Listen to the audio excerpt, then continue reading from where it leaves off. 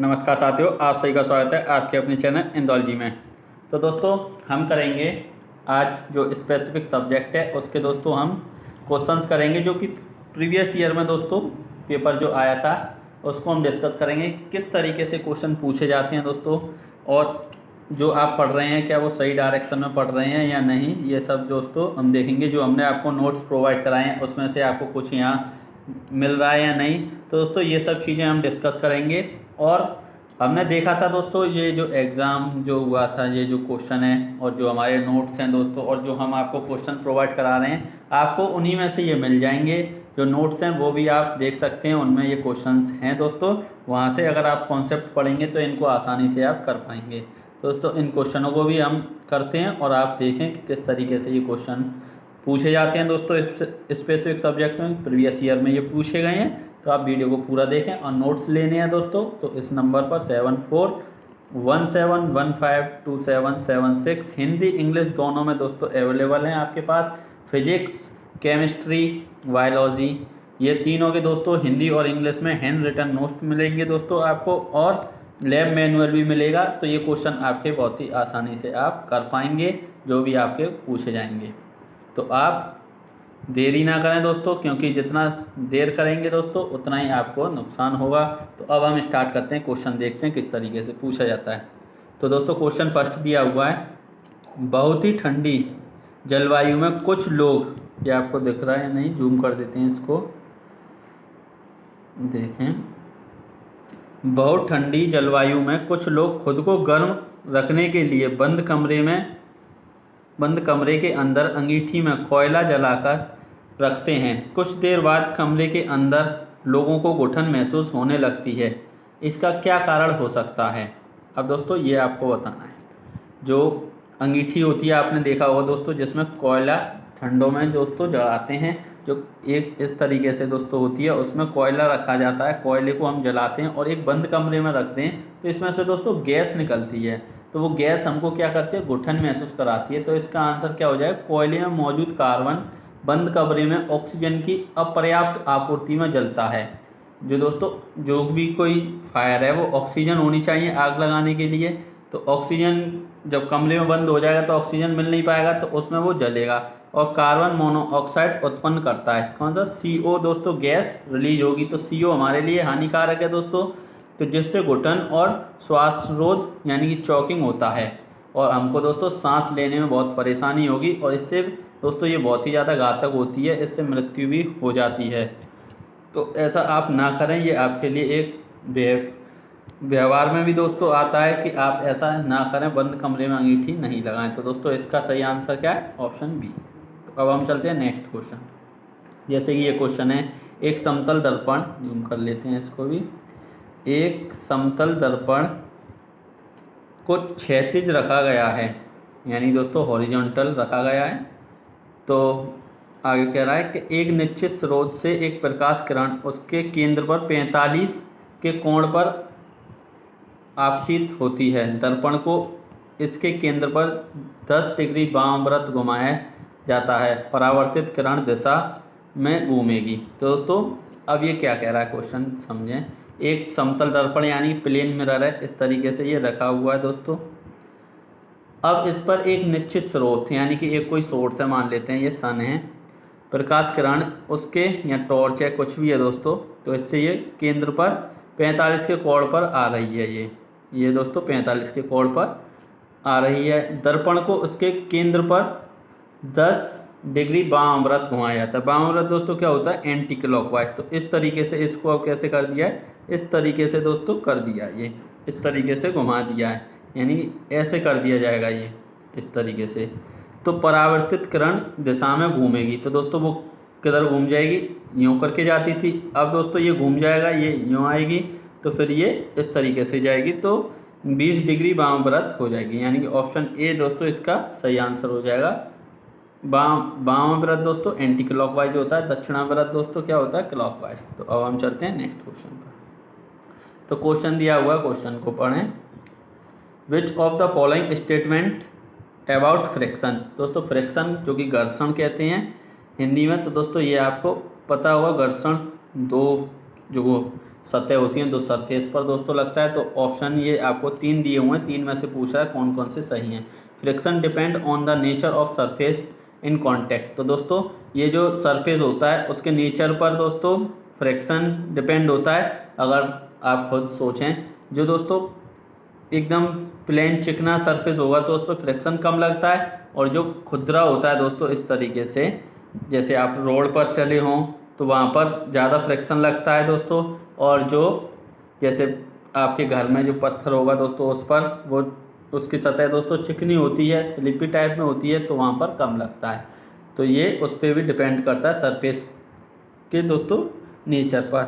तो option A तो हमारा सही हो जाएगा। दूसरा देखते हैं, friction oppose the relative motion between two surface in contact. अब दोस्तों इस तरीके से हम इस जैसे कि एक बॉल है, बॉल को दोस्तों आप इसमें पुश करें तो ये बॉल जाएगी, और एक पॉइंट ऐसा आएगा कि ये रुक जाएगी। तो रुकी क्यों दोस्तों ये बॉल? क्योंकि इसका जो सरफेस है ये वाली, जो ये इसका अपोज कर रही है फ्रिक्शन की वजह से दोस्तों, इस पर अपोज हो रहा है, एक फोर्स लग रहा है फ्रिक्शन फोर्स, जिससे ये रुकेगी। तो ये भी दोस्तों हमारा सही हो जाएगा। फ्रिक्शन इज ऑलवेज अनडिजायरेबल, दोस्तों ये वाला हमारा गलत हो जाएगा। तो इसका मतलब ऑप्शन दूसरा वाला हमारा बिल्कुल राइट हो जाएगा, बोथ ए एंड बी। तो चलते हैं हम नेक्स्ट दोस्तों। अब ये क्वेश्चन दिया हुआ है, rich growth of algae in A point kills almost all other life form in the pond. तो दोस्तों जो एल्गी होती है, पॉन्ड, पॉन्ड माने तालाब, तालाब में दोस्तों एल्गी होती है। तो एल्गी क्या करती है दोस्तों, एल्गी और जो लाइफ फॉर्म होते हैं दोस्तों, एल्गी के अलावा और भी होते हैं उसमें पॉन्ड में, तो वो उन सबको मार देती है दोस्तों, किल कर देती है। तो क्यों? Consuming high amount of dissolve oxygen and creating hypoxic condition. ये इसका सही आंसर हो जाएगा दोस्तों। ये सभी आपको हमारे नोट्स में मिल जाएंगे। तो दोस्तों चलते हैं अब नेक्स्ट। तो अब ये दिया हुआ है कि 4 वस्तुएं पी, क्यू, आर और एस क्रम से 1.0 हर्ट्ज, 4.0 हर्ट्ज, 2.0 हर्ट्ज और 5.0 हर्ट्ज की आवृत्तियों के साथ दोलन कर रही हैं। किसका आवर्तकाल न्यूनतम है? तो दोस्तों ये 4 ऑब्जेक्ट हैं जो कि इतने में दोस्तों ये ऑक्सीलेट हो रही हैं, दोलन कर रही हैं। तो अब आपको मिनिमम टाइम इंटरवल बताना है। तो F इक्वल टू दोस्तों क्या होता है, 1/T होता है। तो जो दोस्तों F हमारा दोस्तों ज़्यादा होगा वही टाइम कम लेगा, क्योंकि इन दोनों का रिलेशन कैसा है, इन्वर्सली प्रोपोर्शनल है टाइम और फ्रीक्वेंसी का दोस्तों। तो जो ज़्यादा है वही कम समय लेगा। तो दोस्तों कौन सा, S का 5 हर्ट्ज है। तो यही हमारा सही आंसर हो जाएगा। इस रिलेशन को आप ध्यान रखें। तो चलते हैं हम नेक्स्ट क्वेश्चन पर। अब दोस्तों यहाँ पर 4 वस्तुएं A, B, C और D क्रम से 10 सेकेंड, 16 सेकेंड, 8 सेकेंड, 10 सेकेंड में 400, 320, 120 और 100 दोलन करती हैं। तो उसकी अधिकतम आवृत्ति क्या होगी? तो दोस्तों अब फ्रिक्वेंसी पूछा है, इसमें अधिकतम आवृत्ति दोस्तों क्या होगी? तो जो दोस्तों अब यहाँ पर हम डिवाइड कर देते हैं डायरेक्ट इसमें, 400/10। तो ये कितना हो जाएगा, 40। ऐसे ही आप डिवाइड कर देख लें। तो ये वाला ही हमारा सही हो जाएगा दोस्तों, एक का ज़्यादा हो जाएगा। तो यही हमारा राइट आंसर हो गया। तो चलते हैं हम नेक्स्ट क्वेश्चन पर। दोस्तों क्वेश्चन दिया हुआ है, a ball is rolled under the following 4 different scenarios with the same speed under the same condition. अब दोस्तों ये देखें आप, a marble floor covered with a thin layer of sand, a marble floor, a wet marble floor, a marble floor covered with newspaper. अब दोस्तों ये जो है, a ball rolled under the following 4 different scenario with the same speed under the same condition. सही है, इन कंडीशनों में चल रही है। इन विच, अब यहाँ पर देखें दोस्तों, in which case will the ball travel the longest. अब दोस्तों जो अभी हमने आपको बताया था फ्रिक्शन वाले में, वही वाला एग्जाम्पल हमने अभी कराया था, वही क्वेश्चन आ गया है।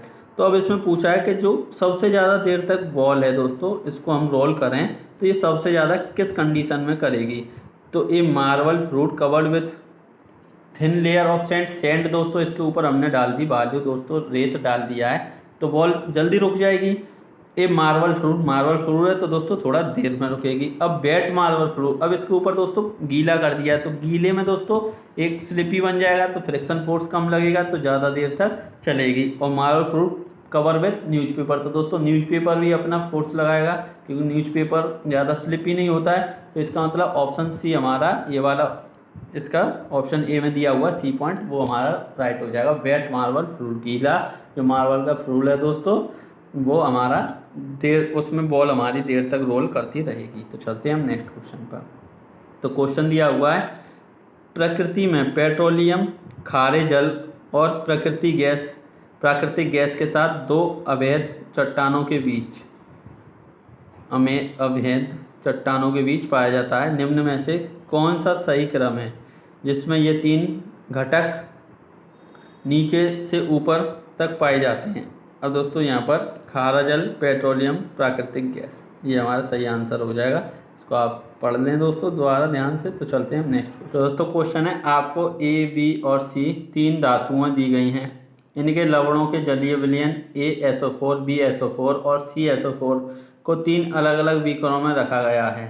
जब एक एक करके इन धातुओं की इन लवणों के विलयनों के साथ अभिक्रिया होती है तो यह देखा जाता है कि BSO4 और CSO4 दोनों विलयनों के साथ अभिक्रिया करता है, जबकि C केवल BSO4 विलयन के साथ अभिक्रिया करता है। निम्न में से कौन सा तीनों धातुओं की अभिक्रियाशीलता का सही अनुक्रम है? तो दोस्तों ये जो हो जाएगा इसका ऑप्शन डी दिया हुआ है, तो इसको आप देख लें और नोट्स में दोस्तों आपको मिल जाएगा एसिड बेस वाले चैप्टर में, तो वहाँ से आप इसको कर लेंगे। ये इनकी रिएक्टिविटी के ऊपर है दोस्तों। तो इस तरीके से ये ए इन दोनों के साथ कर रहा है, सी दोस्तों इसके साथ, तो ये इसको रिप्लेस कर देगा, इस वजह से ये हो जाएगा। तो ए दोस्तों जब दोनों के साथ कर रहा है तो ए की ज़्यादा अभिक्रियाशीलता होगी दोस्तों।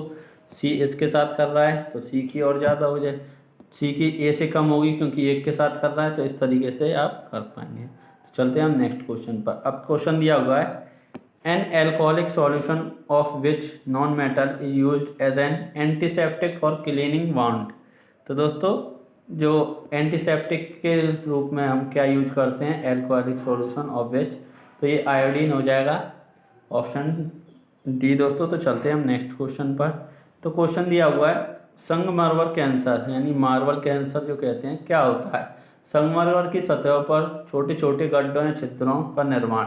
तो दोस्तों जो संगमरमर होता है उसकी जो सतह होती है उस पर गड्ढे जो हो जाते हैं या छेद हो जाते हैं दोस्तों छोटे छोटे, कोई दोस्तों हम संगमरमर कैंसर कहते हैं। तो चलते हैं नेक्स्ट क्वेश्चन। तो क्वेश्चन दिया हुआ है, इनमें से कौन सा विद्युत का कुचालक है? तो शुद्ध जल दोस्तों, डिस्टिल वाटर जो होता है वो एक बैड कंडक्टर होता है। जल में से दोस्तों करंट फ्लो नहीं होता है, एक बैड कंडक्टर होता है शुद्ध जल दोस्तों, डिस्टिल वाटर। ये चीज़ आप जरूर याद रखें, शुद्ध जल, वैसा जल नहीं, और इसको आप एक्सपेरिमेंट ना करें। अगर डिस्टिल वाटर हो जब भी दोस्तों इसको कर सकते हैं आप। तो चलते हैं हम नेक्स्ट। दोस्तों ये यहाँ पर दिया हुआ, fire caused by burning of oil can not be extinguished with water, why is this so? तो दोस्तों because oil being insoluble in water. तो दोस्तों जो ऑयल होता है वो वाटर में सॉल्युबल नहीं होता है, एंड लाइटर देन वाटर, और पानी से हल्का होता है, with float over water and keep burning. तो दोस्तों ये जो पानी में जैसे हम अभी पेट्रोल डाल दें दोस्तों, तो पेट्रोल ऊपर इसके दोस्तों तैरने लगेगी और फिर हम उसमें आग लगाएं तो दोस्तों वो जल जाएगी। तो पेट्रोल जल जाएगी, पानी से उसका कोई संपर्क नहीं हुआ है। तो इस वजह से ये हमारा ऑप्शन डी राइट आंसर हो जाएगा। तो चलते हैं हम नेक्स्ट क्वेश्चन। तो क्वेश्चन दिया हुआ, निम्न में से किस फसल के लिए भारतीय किसान को सबसे अधिक सिंचाई करने की आवश्यकता होगी? टमाटर की ग्रीष्मकालीन फसल, रोपण से लेकर कटाई तक लगभग 100 दिन लगते हैं। तो दोस्तों जो टमाटर की फसल होती है ग्रीष्मकालीन, दोस्तों जो गर्मियों में टमाटर की फसल होती है उसमें दोस्तों 100 दिन तक करीब पानी देना पड़ता है, रोपण से लेकर जब तक दोस्तों उसकी बुवाई होती है और कटाई तक 100 दिन लगती हैं। तो दोस्तों उसमें सबसे ज़्यादा सिंचाई की आवश्यकता होती है। तो चलते हैं हम नेक्स्ट। दोस्तों क्वेश्चन दिया हुआ है, usually the sound produce by a drum as a and the produce by a whistle as A. तो दोस्तों जो ड्रम की आवाज़ आपने देखी होगी और दोस्तों विसल की आवाज़ आपने देखी होगी।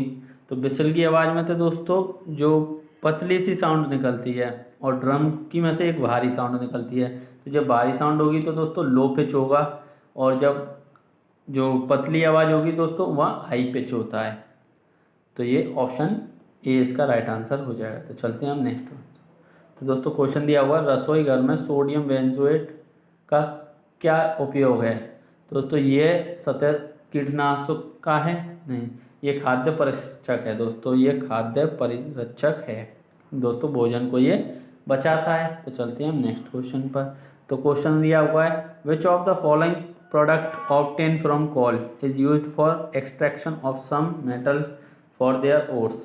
तो दोस्तों कोक इसका सही आंसर हो जाएगा। तो चलते हैं हम नेक्स्ट क्वेश्चन पर। तो क्वेश्चन दिया हुआ है, जब हम ये कहते हैं कि कोई चीज़ मिथक है तो इसका क्या अभिप्राय होता है। तो दोस्तों जो मिथक होती है चीज़, उसका कोई ऐतिहासिक दोस्तों कोई वैज्ञानिक उसका साक्ष्य नहीं होता है, वो बहुत पहले से दोस्तों चलती हुई आती है, उस पर विश्वास करने का कोई वैज्ञानिक आधार नहीं होता है, लेकिन दोस्तों उस पर विश्वास करते हुए आते हैं लेकिन कोई वैज्ञानिक आधार नहीं है उसका। तो ये चीज़ें क्या होती हैं, मिथक होती हैं दोस्तों। तो चलते हैं हम नेक्स्ट। तो यहाँ पर ये दिया हुआ है दोस्तों, निम्न में से कौन सा रसायन नहीं है, निम्न में कौन सा पेट्रो रसायन नहीं है। तो दोस्तों एलपीजी है, जो पेट्रोलियम लिक्विफाइड पेट्रोलियम गैस होता है। तो इससे पता चल रहा है ब्यूटेन दोस्तों एलपीजी में यूज होता है, ब्यूटेन और प्रोपेन दोस्तों ये एलपीजी में यूज होता है। केरोसिन तो पेट्रोलियम ही है दोस्तों। तो सीएनजी नेचुरल गैस होती है, कंप्रेस्ड नेचुरल गैस। इनकी दोस्तों आप फुल फॉर्म भी याद रखें, LPG liquefied petroleum gas, CNG compressed natural gas. तो चलते हैं हम नेक्स्ट क्वेश्चन पर। तो दोस्तों ये क्वेश्चन दिया हुआ है, मानव भ्रूण कब गर्भ बनता है। जब यह सिर और सभी 4 अंग विकसित करता है, जब ये सिर और सभी 4 अंग विकसित करता है, जब ही एक भ्रूण गर्भ बनता है। तो दोस्तों ये इसका सही आंसर हो जाएगा ऑप्शन ए दोस्तों, इसका सही आंसर हो जाएगा। 20 आपके क्वेश्चंस यहाँ पर डिस्कस कर लिए हैं दोस्तों, टोटल 60 क्वेश्चन है और इसके आगे के हम करा देंगे। आप कमेंट करके बताएं कि आगे कराएं या नहीं, कि या फिर चैप्टर वाइज दोस्तों कराएं या इसी को डिस्कस करें, और किस तरीके से क्वेश्चन पूछे गए हैं दोस्तों। तो ये सब चीज़ें आप बताएं कमेंट करके। और आपको नोट्स चाहिए दोस्तों, नोट्स में ये सभी आपको मिल जाएगा, तो वहाँ से आप आसानी से सॉल्व कर पाएंगे। तो अब दोस्तों आपको कमेंट करके बताना, और वीडियो को ज़्यादा से ज़्यादा लोगों में शेयर ज़रूर करना इस वीडियो को, और लाइक नहीं किया तो लाइक कर दें। Thank you, all the best.